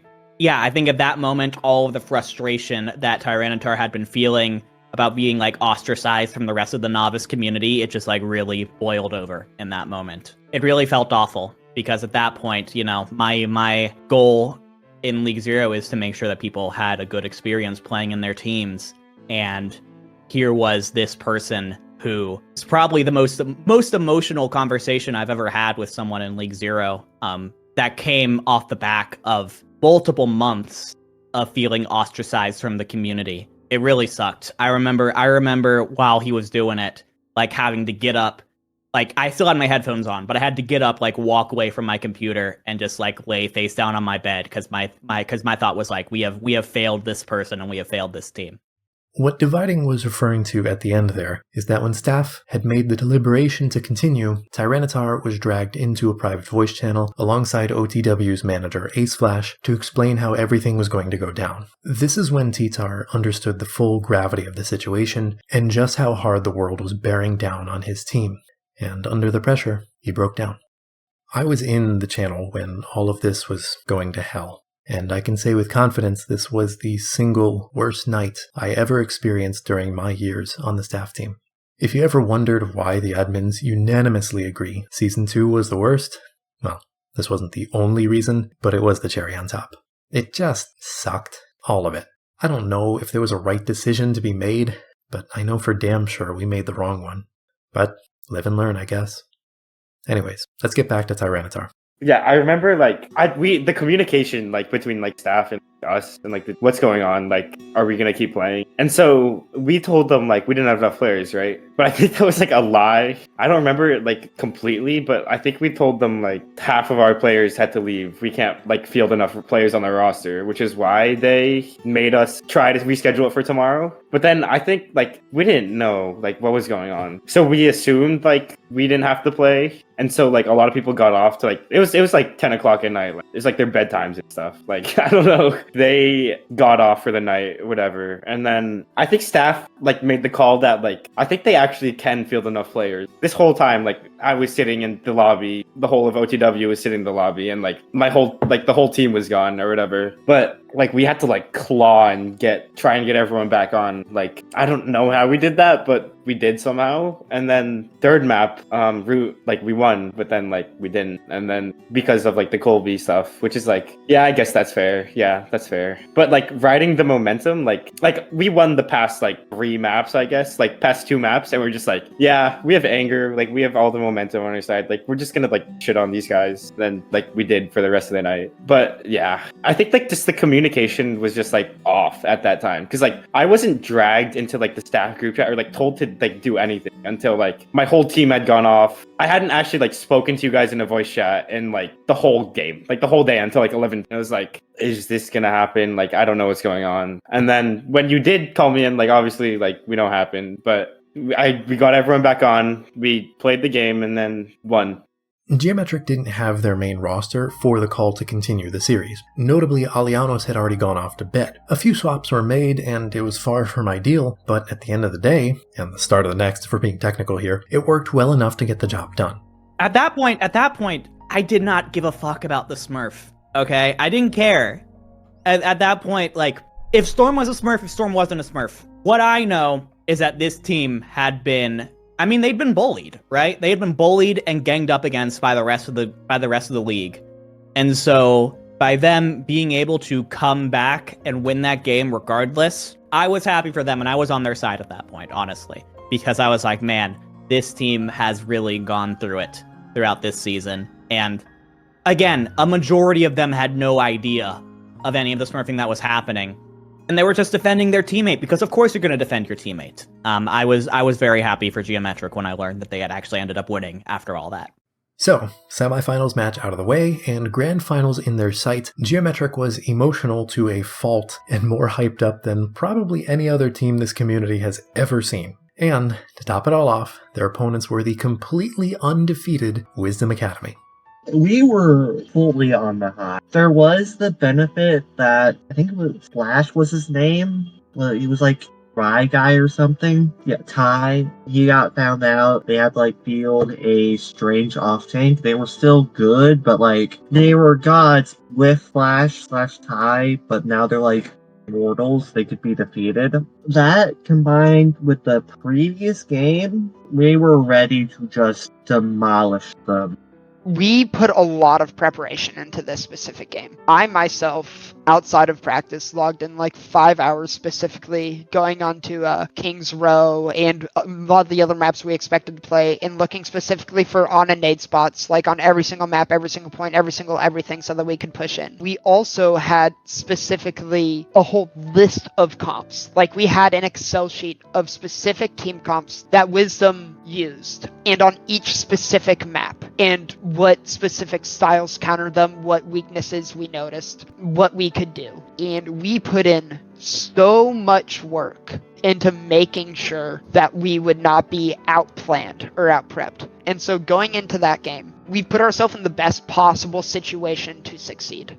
I wouldn't put it as like confident or unconfident. We were just like, we had to do what we had to do. I don't think any of us were like, oh yeah, we're gonna like lose to OTW, Wisdom Academy, because we've never been able to do well against them. It's more of like Wisdom Academy is probably like at their weakest because they lost their off tank and didn't get a chance to replace him, and that we've been training for them because we've been training for every team and practicing against every other comp they could run. We were preparing for them. I don't think we were like overly confident to the point where like we were like, oh yeah, we got this 100%. But we were like, we got this. We're not gonna lose to them. We're gonna show them still who's gonna be the winner, who's gonna take this. Well, there was a lot of close matches there.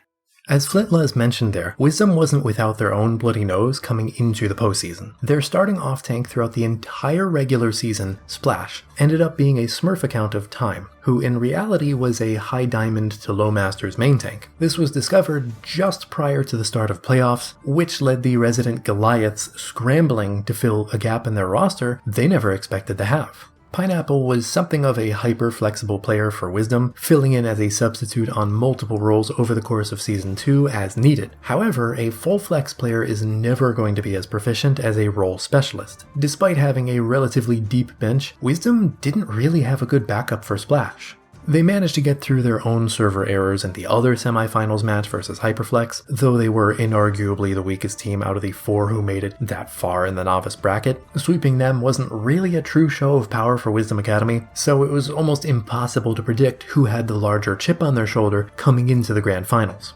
So for me, like, I was like, we have to grind. Like, they're really good. Actually, no, I didn't think, like, I thought they were really overrated at the time. Like, they had a lot of issues. Like, they were a novice team. Like, they had a lot of issues. Like, if we ride the wave and, like, I think, like, if we go, like, roster to roster, I think Silencer is better than, like, whatever their main tank was. Like, most roles we were better than them at. It was just, like, the cohesion that kind of, like, was the reason they were able to, like, dom us, like, the first 2 games or whatever. But we had better players, and if we grinded scrims that week, we could gain, like, we gained knowledge of the comp I think we had better coaches. Actually, no, they probably had better coaches. We have enough coaches to like learn the comps, to be good enough and be able to be there and be at that level where we could beat them because we had the better players. So like that confidence is like what we brought into the finals, and we're just like a new game. I don't know how to say it. Like any given Sunday, whatever, you can win at any game. And then we also, I don't think we played them with Silent Sword, or like we just integrated him, and like he was like a big impact. Like he was so good, and like Loki like carried us to the final. We had Silent Sword. I was very confident. Silent Sword was my GOAT when we played the final. Yeah, sure, they won Volskaya. Whoop-de-fucking-do. Congrats on crushing Farah. We came up with a strategy and rolled them. I remember 4 had to go to dinner, so we actually put SD on off tank, and guess who got back to Moyer jail? Yeah, no, winning that map off of Wisdom was actually kind of fun as well. Either way, I was super proud of how we played as well, even though everyone and their mother was pissed. I'm like, well, if you wanted the championship, y'all should have won. From staff's perspective, the finals was weird. The question of whether or not Stormy was a Smurf still loomed over everyone's head, and that uncertainty was maddening. A group of admins actually got together in voice chat to watch the game together, and I remember the tension being palpable. Watching what very well might be a Smurf win the championship in real time is not good for the mental health. Yeah, I don't remember if I was specifically there, but I do know, I'm pretty sure I might have watched the VODs after, and I think I basically went, yeah, we should have caught this person so much sooner. The fact that they're a Smurf is so obvious now in retrospect. Yeah, again, at that point, end of the season, we couldn't really do anything at that point, unfortunately. I just remember there was a lot of frustration around the scenario just because there were already a lot of issues with Geo in terms of various scenarios, complications with management, issues with smurfing, allegations, stuff like that, and we just didn't act on a lot of it in time, which I think is also a big, if you want to put this in as the overarching theme of Season 2 is not necessarily acting in time on certain things. That was a little bit stressful, just because, like, to some degree, there was like a sentiment from staff from when Geo lost a couple of games of like, oh, okay, they're beatable. And that's for 2 reasons. A very, very small reason is just what you'd expect of like, it takes less pressure off our back. It's something we can point to that says like, they are not an unstoppable force. And B, the second thing would be that it is kind of like closer confirmation that the system is working, that innocent until proven guilty was working, of like, hey, if Geo is beatable with, you know, an alleged Smurf, maybe they don't belong in intermediate, and maybe they are where they're supposed to be, even if they're at the top of the division. And so, yeah, when it was kind of obvious that they were going to win the grand finals, it was a little bit stressful, not from the sense of like staff were afraid to be wrong. It wasn't like an ego thing. It was just this is going to be paperwork, basically, which obviously we all signed up to do and is part of the job, but like that doesn't make it any less stressful. Getting back on board with the team, however, the way they described the 4-1 victory to claim the ultimate trophy was pretty laid back. Some even admitted it felt easier than they had expected, though to be fair, I think everything was easy in comparison to the hell they faced just 1 week prior. It was kind of a blur. At some point during the thing, I basically played cart bitch, just kind of AFK'd on the cart while my entire team just had fun for like 4 minutes as we rolled through it. It was just a blur and like easy for us. I remember second map being close, and it was a loss. I don't remember which map specifically it was. It was like, okay, this is going to be a back and forth affair. Specifically from there, something clicked on Dorado. We finished Dorado, win that, close game, something that earlier season Geometric would have lost and dropped throughout some way. But we managed to claw our way into that map specifically and win that one. Once we had won that, it was just like our team was firing on all cylinders. And when we got to Ilios, I remember just spectating just like as many different players as I could and being like, oh my goodness, like this is insane. Now, the game itself wasn't without a few eyebrow-raising moments. While Stormy was generally known as the starting flex support, there were a few times over the course of the season where he would swap to either DPS or off-tank. In the grand finals, there was a few maps where he swapped onto hitscan, and, well, I'll just say his performance really didn't help him beat the allegations. It was a Colby thing. He was like, I think Storm can do really good on DPS. Like, we'll let him like. I think he was our best or second best player at the time, and like he could play wherever. He was like good at everything. So we put him there, and then he did really good. And Corbs was like, obviously, like it's like DPS is more important at this lower division because like if you hard carry, then like you'll hard carry and win. But like as a flex support, like it's a lot more difficult to do that. And it's also like it's more like Corbs can play more. Like he's not that bad at the video game. He should be fun. And then I remember we played like Estazome on Zarya for something, which is like that was I think like all the coaching and like roster decisions were like were Colby, but like all like the weird decisions or whatever were Colby because I'd like do the scrims, I'd do like the background, like getting players, make sure players are fine. Then Colby would do like the in-game stuff. Of course, there was nothing more that could be done. If Stormy was a Smurf, he had essentially gotten away with it by now. It's not like staff were going to pause the grand finals and make a determination on whether or not he was guilty. As the curtains fell on this match, Geometric only dropped one map, which, to be fair, was one where Stormy was on DPS. It brought a mixed bag of emotions for the entire community. Many of the players in the higher divisions gave their full support to Geometric for what they had to go through during the semis. I'll give you one guess as to how Novice felt about the win, and as for staff, it was somewhere in the middle. I was fine regardless. I was still worried about a Smurf potentially being there and what it would mean for League Zero if Geometric did end up winning.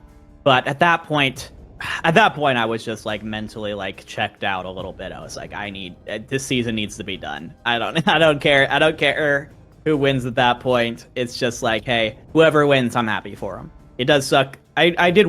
I was kind of rooting for Wisdom Academy because I know that Navino had run the team very well, and they were definitely like the biggest success story. And I'm always going to root for teams that have very little drama to end up winning it because they make my life easy as a staff. So that's why I was rooting for them. But at that point, I was just happy for the season to be done. Now, while that concludes Season 2, this is far from the end of Geometric's story. Before we get into the good stuff, let's go over some not-so-fun things first. In the time between Seasons 2 and 3, the rule keepers on staff, Shund in particular, started investigating extremely deep down a rabbit hole with supposed proof regarding Hattori Hanzo and Colby smurfing. This culminated in about 3 months of research, proving beyond a shadow of a doubt that Hattori Hanzo was actually the smurf of a Grandmaster support player named Orbit. As for Colby, Shund was able to link him to an undrafted account in the Novice Division, and keep in mind he was a Masters level DPS that was benched on Easy Clap up in the Advanced Division. There was also a lot of new circumstantial evidence pointing towards the possibility that Stormy was affiliated with Colby and Hattori Hanzo, though frustratingly enough, there was still nothing concrete. But I think rather than trying to explain all the nitty-gritty details, it might be better to allow Shund to talk about what went into this monster of an investigation. My heart, my soul, my blood, my sweat, my tears, my sanity, hours and weeks of my life went into it. It was... Those kinds of situations are weird because on one hand, I wouldn't be doing the job if I didn't love it. But like on the other hand, it is kind of weird to say like I became like obsessed and really enthralled with this idea of like this lead and busting these potential smurfs because like somebody in a position of power like that, you don't want somebody who's just looking to bust and make arrests. I'm gonna need you to cut out the part where I just said looking to bust, but you don't want somebody who's just looking exclusively for guilt, you know? And I think that was a really good trait that I did have. I think I do a pretty good job of following the innocent until proven guilty standard that we had. You said I don't have to reveal anything specific, and to be honest, it's been so long that like I don't even remember who it was that like had initially reached out to me. It was such a long saga. I'm trying to just like get all my thoughts in order, but basically it was like you said, early preseason. It was brought back to our attention. Somebody in the community DM'd, I think me, and basically just said like, hey, you should take a look at this, you know, about Hanzo. And like just from the screenshots alone, that was like irrefutable evidence that Hanzo was smurfing. And obviously there's steps that go into that to make sure like, hey, these screenshots aren't fake and stuff like that. But you know, under the assumption that this person is telling the truth and that, you know, it's not being taken out of context, I just remember it being incredibly blatant. And so, you know, from those screenshots, that evidence, it was revealed that Hanzo was a smurf of somebody named Orbit, who was a GM player, and that they purposefully lied lied about their skill to play at a lower level. I think they were DMing this person and telling them, basically. And so there was some information that this person couldn't share with me just because it would reveal who they were. So they couldn't give me Orbit's like Discord tag or battle tag. A rule keeper and me having, investigated Smurfs for a couple seasons now, I was able to find it on my own. I don't remember where I was able to find it, but I think I just looked in like the OW or GGNA or something like that and found it. That was kind of everything we had been missing. Everybody and their mother had come to us and said, hey, Hanzo's really good. Hey, Hanzo is probably smurfing. And for the most part, staff were like, yeah, Hanzo's really sus, but we're not going to take that action and just like exclude somebody from our community if we're not 100% sure that it's malicious. We want to give them the benefit of the doubt. And now that we had that, it was enough to ban them.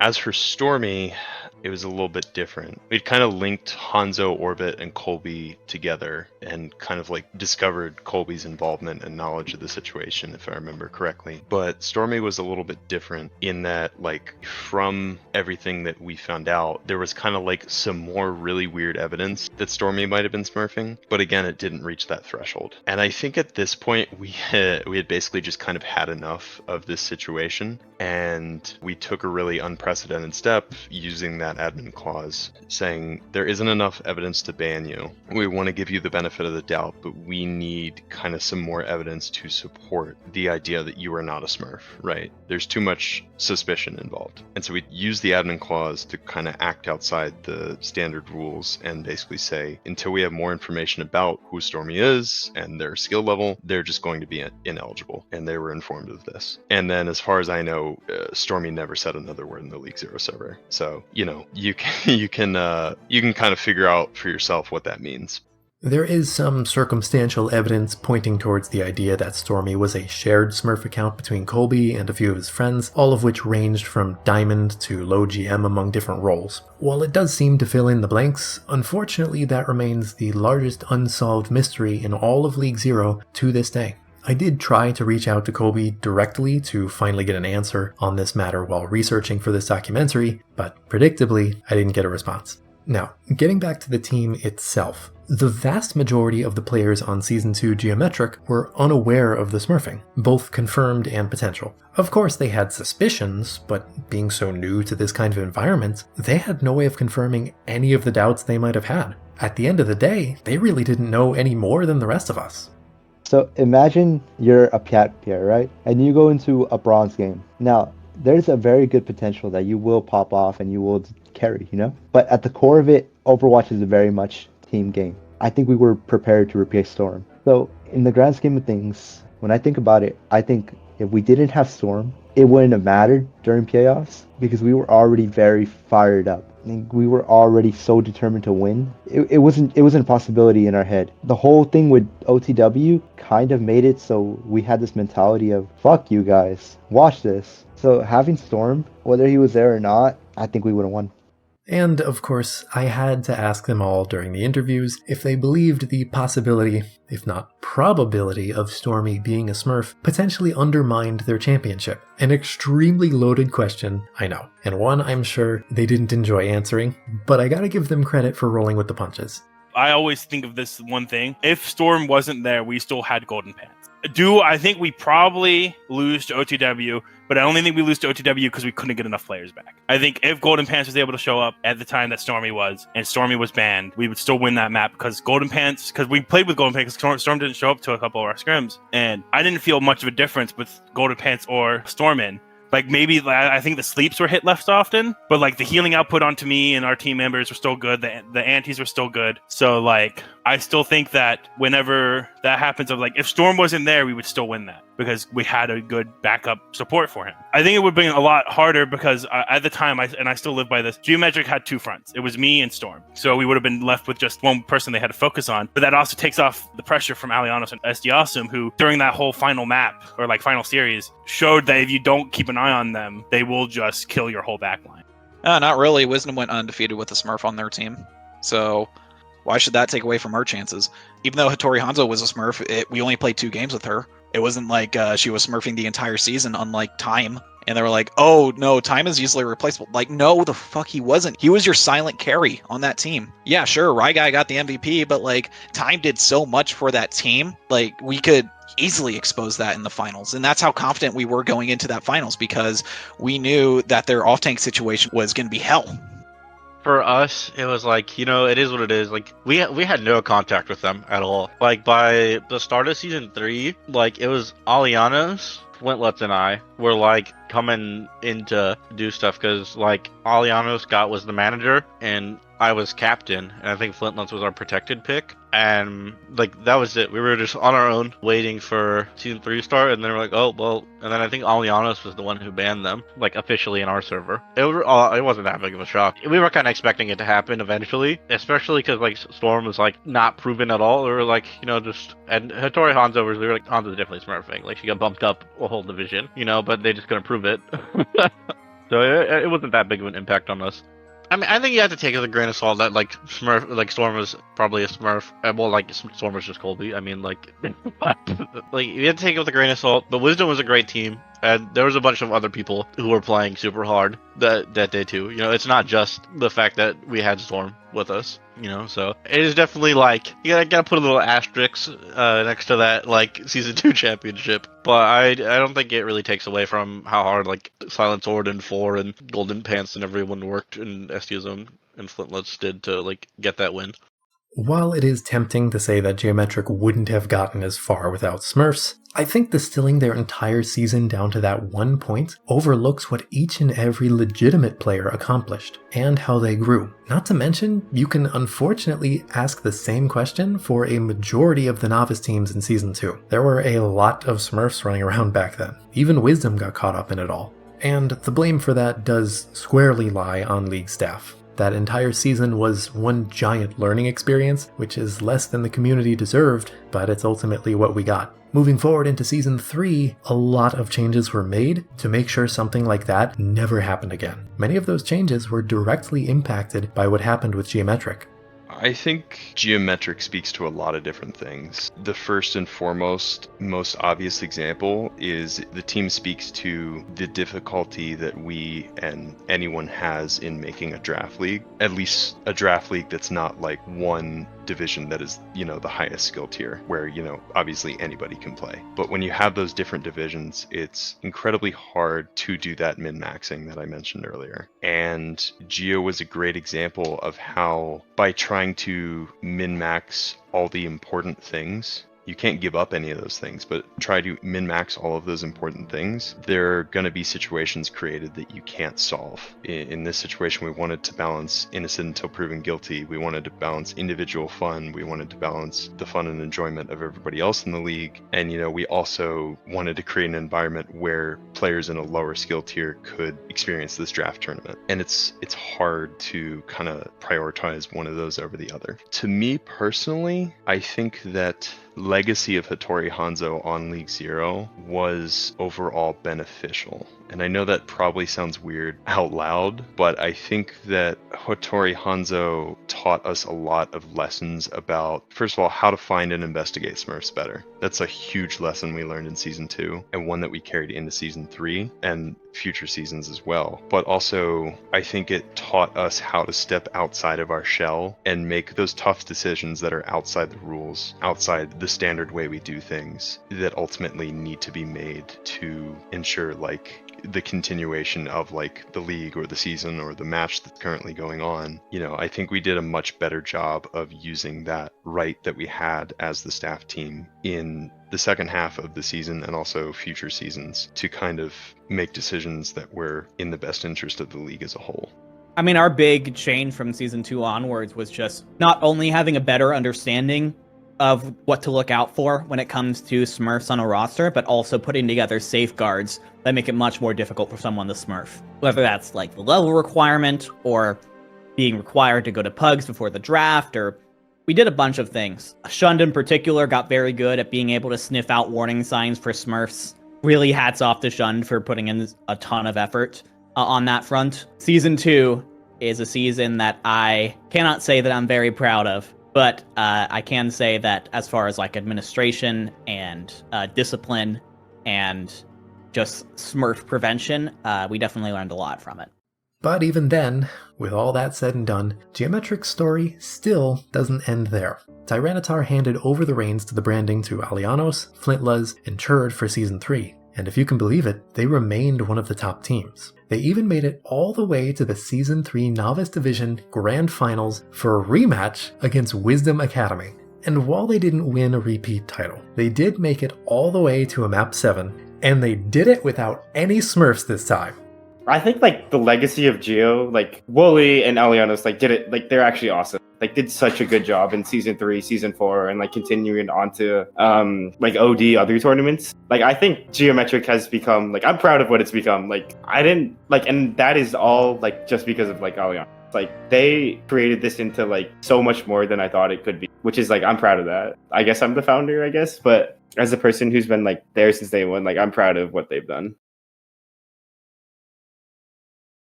So, have you found your answer? What would you do if you found yourself in Geometric's shoes? Now you know their story and what they went through. Do you think you could survive? Hell, more than that. Do you think you could win? To have almost all your fellow competitors pray for your downfall, the admins holding your every move under a microscope, and even those who are supposed to be your comrades undermining your accomplishments behind your back. Not many could push through, but Geometric did. I think it's easy to distill down this team to just the actions of Colby, as something of an evil mastermind that did everything he could to sabotage every aspect of League Zero that season. And if certain rumors are to be believed, that's far from the worst thing he's ever done. But we're not here to talk about that. Ultimately, this isn't his story. It's Geometric's, and they ended up becoming so much more than a black stain left by a few bad actors. In time, those who wronged the community will be forgotten, as they deserve to be. But the legacy of Geometric has already outgrown that shadow cast over them from the very start. Champions or not, they fought tooth and nail for every single inch.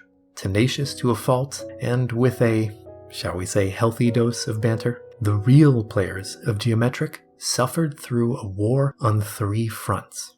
They came back bruised and bloody, but they came back with a crown on their head.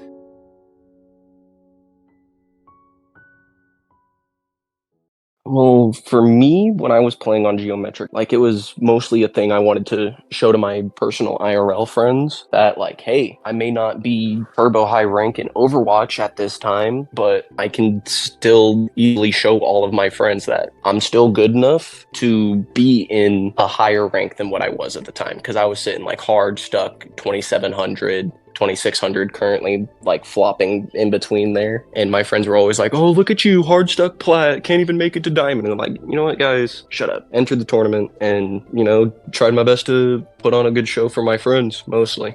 It's kind of the beginning of me discovering how competitive Overwatch was. Back at the time, I was obviously gold, you know? And I didn't really understand the game. But as Colby, Tyranitar, Nico, all these people started teaching me, and we all started queuing up together in comp and started calming and started understanding stuff like all tracking, all pian, Atanic. As we started understanding all this stuff, the game just felt new. Like it was an old game at the time, you know, it was like 4 years old, right? But the game felt new because we started seeing what wasn't there. We started seeing that it was very complex. It wasn't just about shooting things and popping ultimates. It's like somebody took off the behinds that were hiding there. And after that, you know, I was able to climb pretty high just because of what this team taught me.